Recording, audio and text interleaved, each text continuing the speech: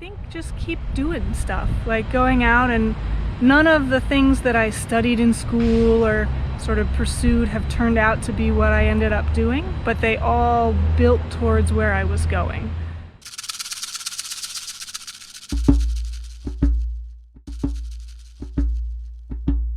In June 2019, I took to the road to ask people from all over the country about their dreams. I thought I would be learning about them, but I'm also learning about myself. Join me and see what you find out about yourself as you listen to other people answer the 3 dream questions.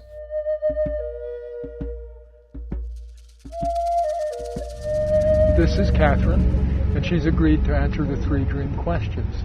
Are you ready, Katherine? Yes, I am. Okay, Katherine, what are your hopes and dreams? I think it varies on the day, but I always hope and dream to live a life of impact.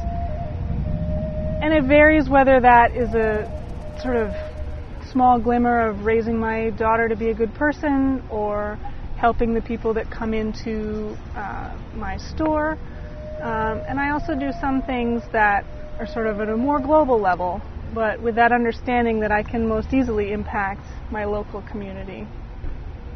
So it's like the think globally, act locally type of thing? Or? Yeah.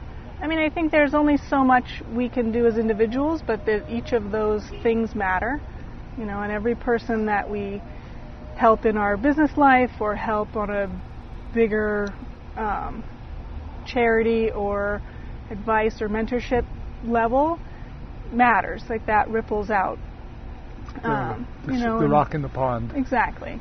Yeah. So my end sort of hope and dream is to have lived a life that I can look back on and say, yeah, I did something that mattered to somebody or a group or a place, you know, and hopefully pass that on to the next generations as well.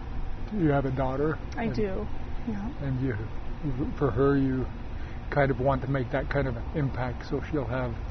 Yeah, make the world a better place for her, make her community stronger, teach her how to do that herself, you know, and inspire her to also work to help people and do whatever little things she can. Those kind of values, yeah. Pass those on.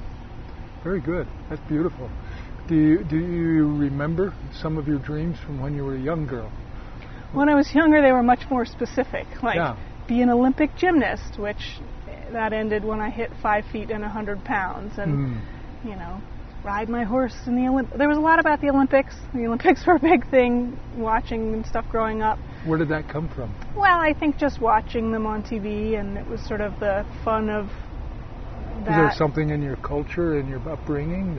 Not really. I mean, I think my family has always been involved in sports, both skiing and horses, so kind of those are both things that are fun to watch. And it became sort of a, I'm going to go to the Olympics, and then, no, I'm not. Do you feel like some of that transferred over into some of the other things, that determination and drive? Not particularly, because I always I never really pursued it enough to get to a point of it being possible. It was always more like riding my stick horse around in the woods and very sort of fanciful kid stuff. Yeah. Talk to me about nature. I mean, I'm new to Vermont, and I've been not overwhelmed, but it's just been a feeling that I don't know that I've experienced anywhere else. How does nature play into some of your hopes and dreams in your worldview? Well, I think a lot of people that live here, and the culture, especially in Vermont, is very connected to the land, whether it be working it, you know, as a farmer, or, I guess working it as a farmer or having your own vegetable garden, stuff like that. And then I've spent a lot of my career in outdoor recreation, you know, teaching skiing and that being outside. So it's definitely something that, I mean, as kids, we just played outside all day, you know, so it was just something that you did, and that's sort of who this community values and encourages, getting outside and being good stewards of the land. And I think that's trickled down some. You know, we certainly have a big vegetable garden and send our daughter out you go play. Because you learn a lot about yourself when you're bouncing across a rickety log over a stream full of pointy rocks that you probably shouldn't have gone over in the first place, and now you got to get back. So it's nature's not as forgiving as the internet. No. Your lessons have immediate consequences. You get very wet when you screw up and fall in the river and very cool. Stuff like that. You feel like that's maybe helped you. It seems like you're a successful business person as well. Yeah. Well, I mean, I think getting out there and doing stuff and being very involved in the everyday has been certainly helpful. You know, not relying completely on just looking it up, relying some on, well, go out and figure it out. You know, talk to people and try things and see what sticks. So if you could go back and talk to yourself when you were 12 or 13, do you have any advice for yourself? Or you probably have a sense of young people around the country or around the world. You know, do you have any advice for them today, as well as maybe something for yourself when you were an adolescent? I think just keep doing stuff, like going out, and none of the things that I studied in school or sort of pursued have turned out to be what I ended up doing, but they all built towards where I was going. So my college experience was very focused on just get the most out of this experience as it is, instead of trying to sort of force it into something more specific. So I feel like I've pursued a life where I experience a lot of different things and synthesize them into kind of what I do every day now. So my advice would be to just try stuff. You know, it doesn't have to lead to a $1 million a year fancy career, because you can be just as happy.